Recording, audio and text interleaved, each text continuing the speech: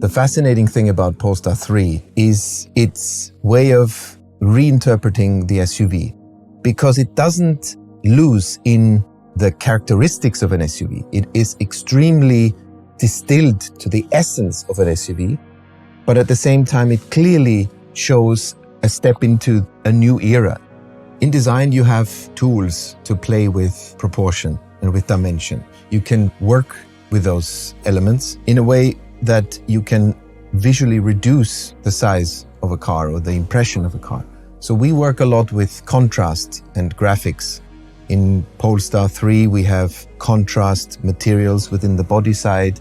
We have very clear SUV claddings, and they also have a contrast color. So we, let's say, disguise the shape of the general body in a very clever way.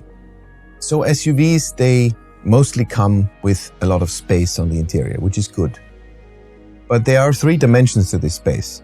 And the crucial dimensions for the feeling within the cabin of a car is the length of it and the width of it. In the height, there is oftentimes a lot of excess space, which has a few negative connotations. It leads to a bigger frontal area, which is worse for efficiency, and it creates those typical tall SUV proportions that are also controversial sometimes. So if there is one dimension you can debate, then it's the height of the car, and that's what Polestar 3 does.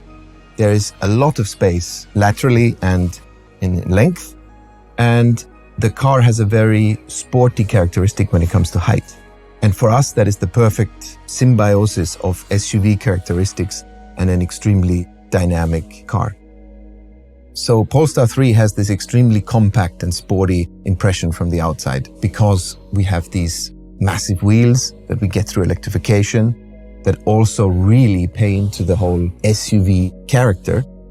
And then we have an extremely sporty cabin on top. What it means, though, is that the only dimension that you are reducing is the extra space that you are carrying around above your heads, which arguably you probably don't need. So you have a massive cabin on the inside, but you have a near sports car proportional look on the outside.